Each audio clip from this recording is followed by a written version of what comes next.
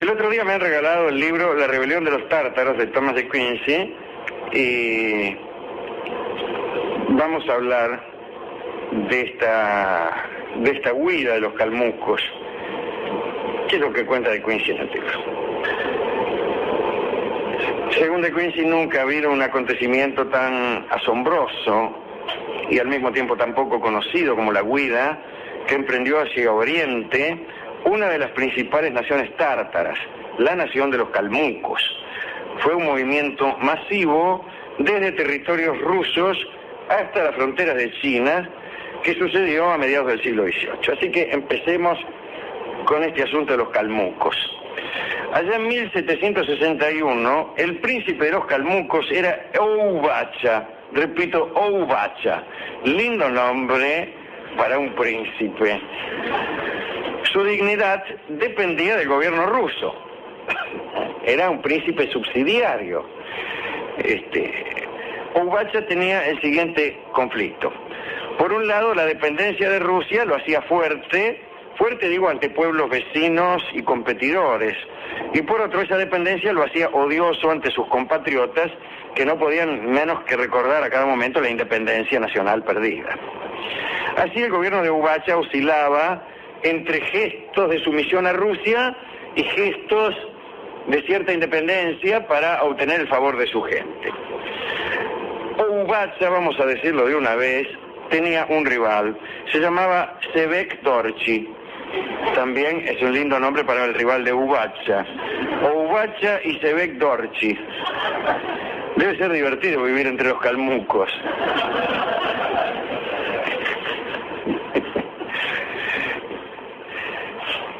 Ševek Dorji era un príncipe que pretendía el trono, como todos los príncipes, y que con la confiada inadvertencia de Ouvacha conspiró para conseguir el poder. Para eso Ševek Dorji hizo lo siguiente.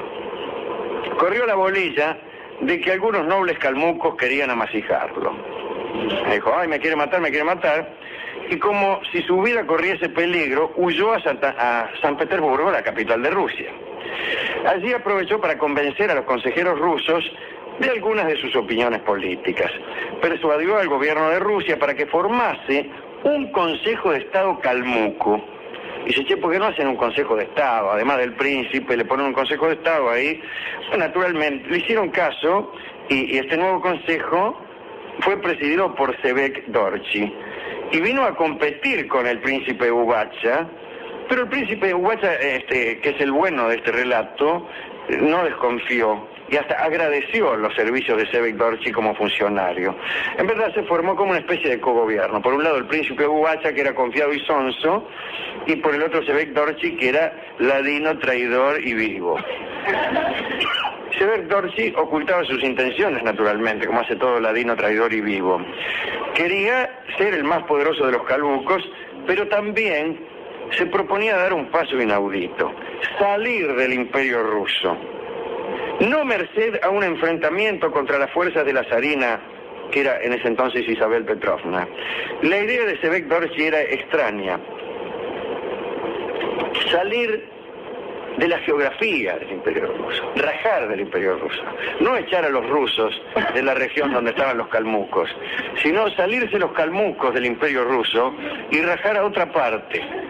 Esa otra parte era la China, donde al parecer el emperador estaba dispuesto a darles un trato más benevolente. El problema es que desde la región de los calmucos hasta la China hay muchos miles de kilómetros, hay que recorrer toda el Asia Central, los ominosos desiertos, hay que atravesar terribles ríos, hace frío, etc. Y además hay que rajar porque en cuanto los soldados rusos se enteran de que te estás yendo, te corren. Ševek Dorji pensó en algunos cómplices para llevar a cabo su plan. Era un éxodo masivo, 600.000 personas más o menos, ¿no? Así que hacerlo sin levantar sospechas no es fácil. Pues siempre hay algún buey corneta entre 600.000. Confió su proyecto solo a algunos tipos. Uno fue Ouvacha. En vista de que era un poco débil, pensó en él como un instrumento más que como un cómplice activo. También comunicó sin reserva sus intenciones al gran lama Losang Chalzang. Losang Chalzang, el gran lama, fue el que decidió el momento en que los designios se convertirían en realidad. Era el pontífice de la religión. Sugirió que para fortalecer su influencia sobre el pueblo era de imperiosa necesidad que pudieran invocar ante ellos y en apoyo de la empresa la sanción manifiesta de un dios. Vos decile que los dioses te han dicho que conviene que nos rajemos. Y la única manera de lograrlo era dirigiéndose al sumo pontífice de la religión de ellos. Eran lamaístas del Tíbet. Entonces lo fueron a ver nada menos que al Dalai Lama del Tíbet. Le dijeron, escúcheme, queremos rajarnos del dominio ruso, ¿por qué no se manda una declaración del orden de... los dioses dijeron que está todo bien? Y el Dalai Lama, a modo de oráculo, proclamó que el gran éxodo prosperaría si se efectuaba durante el año del tigre. Los calmucos, como Ludovica Esquirru, bautizaban cada año con el nombre de un animal. Y el ciclo se repetía cada 12 años. Quiere decir que si vos no te escapabas del Imperio Ruso en el año del tigre que venía, tenías que esperar 12 y ya se hacía un poco cuesta arriba. Así que si no aprovechaban el año siguiente, la expedición debía demorarse 12 años. Sebek continuó sus planes, todavía secretos. Saldrían en invierno, en enero de 1771, y iban a salir en invierno, que es una estación muy poco conveniente para aquellas regiones, para poder cruzar los ríos. Parte de los calmucos vivían del lado occidental del Volga, unos 100.000 más o menos, y para cruzar el Volga, a falta de puentes y autopistas, no había más remedio que esperar a que se congelara y pasarle por arriba al hielo, ¿no? Muy bien.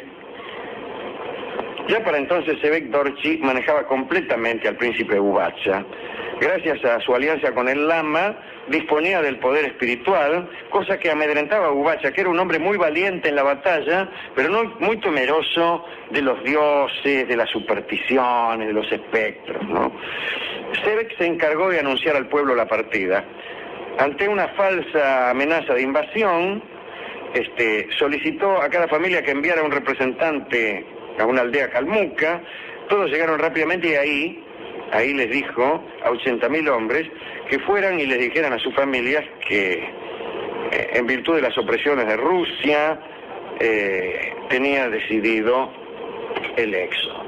Pusieron objeciones, pero él tuvo una idea genial. Le dijo, mira, yo me he enterado, incluso había falsificado unos documentos, que el gobierno ruso piensa sacarle a cada familia el hijo primogénito para tenerlo como rehén en San Petersburgo. Oh, dijeron todos, así que rajemos antes que vengan a buscarnos a los hijos, porque así nunca podremos hacernos fuertes. Cada vez que hagamos algo que no les guste, van a matar a nuestros hijos. Bueno, dijeron todos, vámonos. Los calmucos partieron intervalos de media hora en grupos de 20.000 para disimular.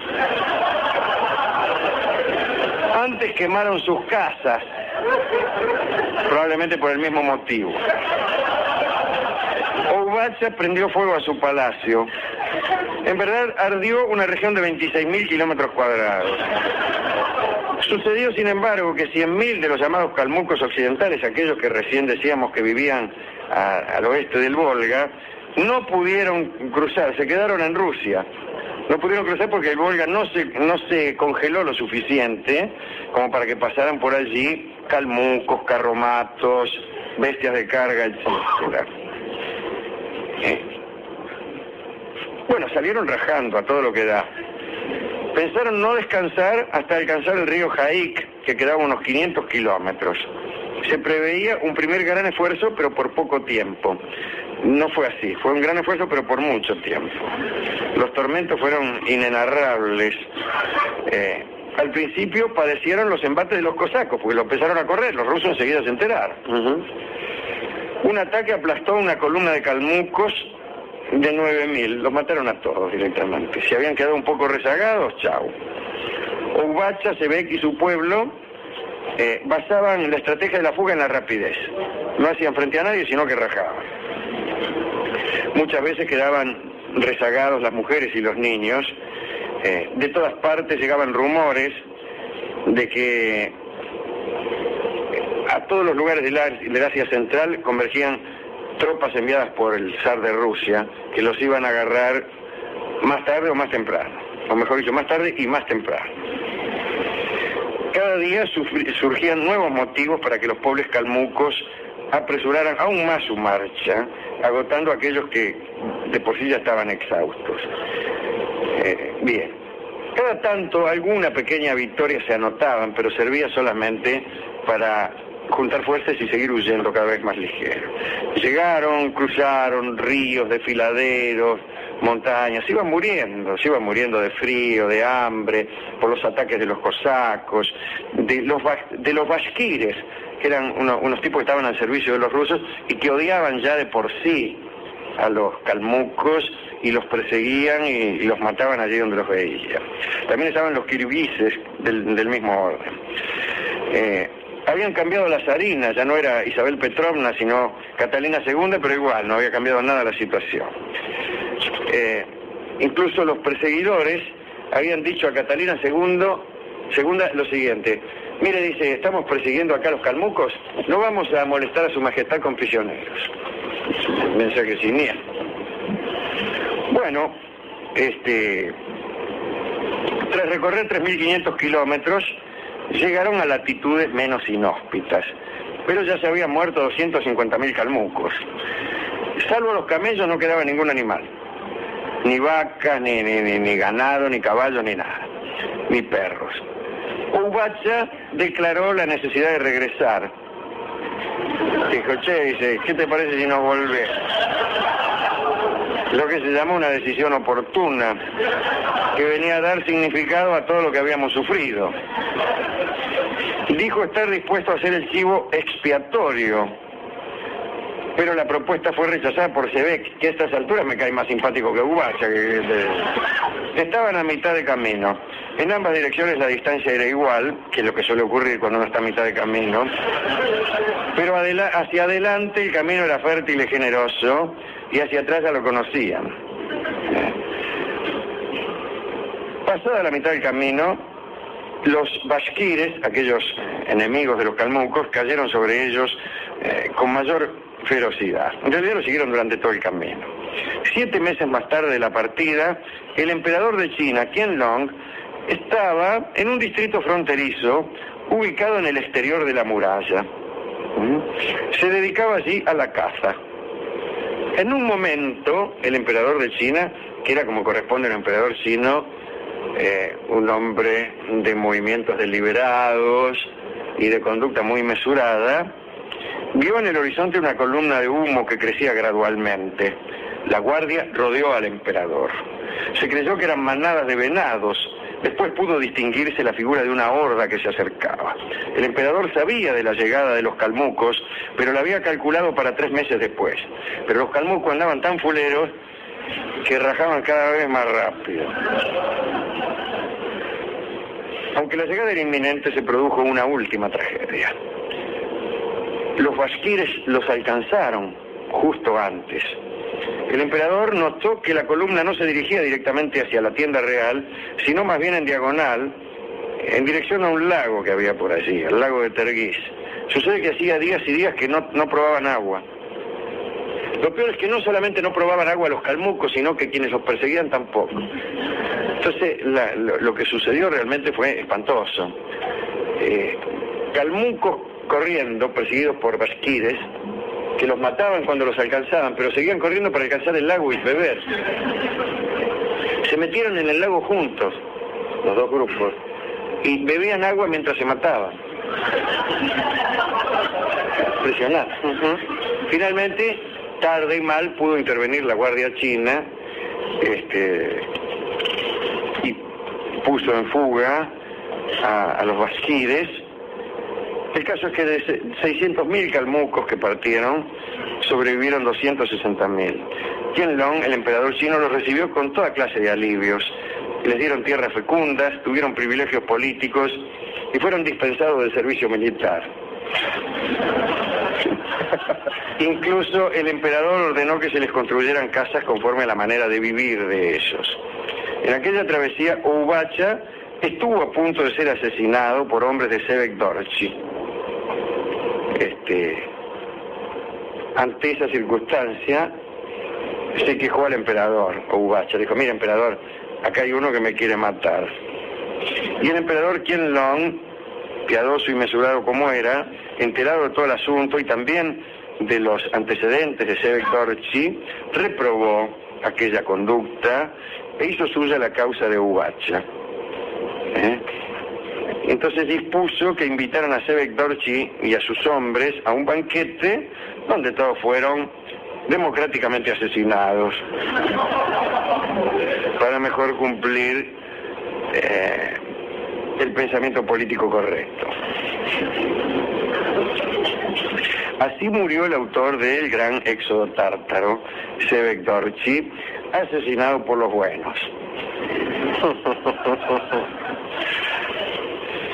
Aquí termina la historia sin ningún comentario edificante de parte de Thomas de Quincy y menos de parte de este que habla. Thomas de Quincy hace un comentario extraño al final. Dice que aquel éxodo lo salvó del yugo ruso, pero dice postergó para siempre la posibilidad de su conversión al cristianismo. Y dice, es curioso de Quincy, que es la única posibilidad de ser civilizado en estos tiempos. Sí. No sé si era así, si fue así nunca, pero ahora seguro que no es así.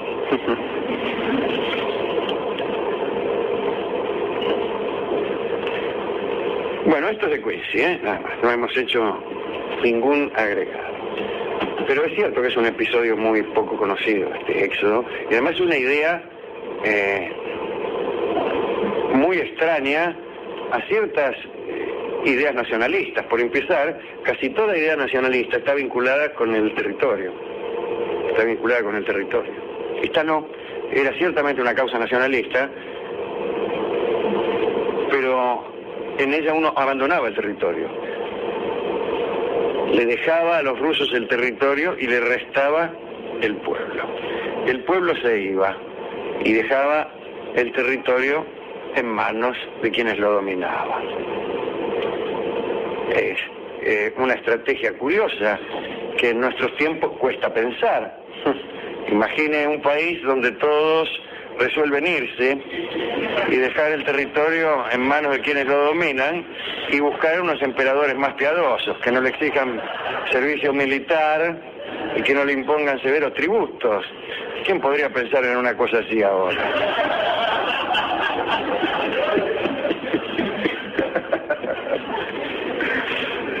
Por suerte ahora no te corren.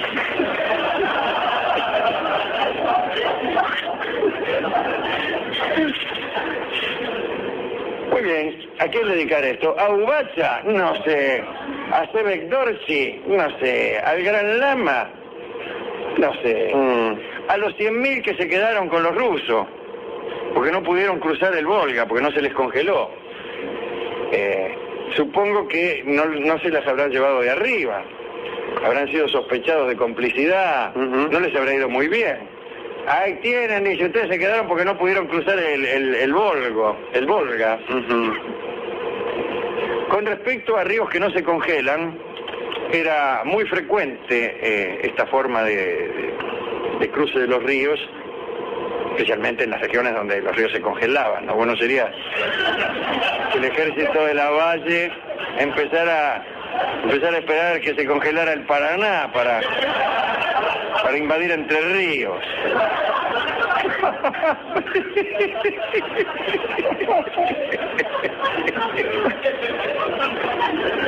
Pero yo recuerdo un ejército que yo creo que no existió, que el ejército del Preste Juan, dispuesto a salvar a la cristiandad, o dispuesto a salvar quizá a Constantinopla del dominio de los turcos, parado ante el Tigris, allí donde, cerca de su nacimiento, esperando que se congelara. Y el Tigris que no se le congeló, y el hombre que se cansó de la espera y se fue. Se volvió. Se volvió. No sé si he escrito o he dicho alguna vez que era curiosa aquella actitud de un hombre como el Preste Ham, que parece que hacía milagros, ¿no? Transformaba los metales en oro, volvía atrás el tiempo, cosas así, pero no podía cruzar un río. Poder desparejo, ¿no? ¿Quién puede lo más, puede lo menos? Claro. Bueno, hemos ido a la discoteca a buscar discos acerca de Thomas de Quincy, acerca de la rebelión de los tártaros, en realidad de los calmucos, que eran unos tipos de por ahí. Es curioso, últimamente, les confieso, así a título personal, me llevan por delante historias de aquel lugar del mundo, y estoy escribiendo algunas cosas que tienen que ver con esas regiones vecinas al mar Caspio, al mar de Arol, estos ríos así, ya que son tan extraños. Bueno, también le preguntamos eso, si tenía cosas del mar Caspio, al mar de Aral. Me dijo que no el tipo, pero que tenía algo referido al territorio nacional, y que era querencia. La idea de querencia que no está aquí. El animal de los calmucos que es soltado no sabe dónde volver. Si usted suelta un caballo, usted alquila un caballo, ponele. Sí. Dios no lo permita. El caballo lo voltea usted y el caballo se vuelve para querer. Tira por el palenque, sí. Claro. En cambio, los caballos de los calmucos, desmontado el jinete, no sabían dónde volver. No tenían querencia. Y allá andaban las vacas atrasadas en las pariciones, continuamente. Así que escucharemos la canción criolla llamada Querencia, en la voz de Carlos Gardel. Adelante.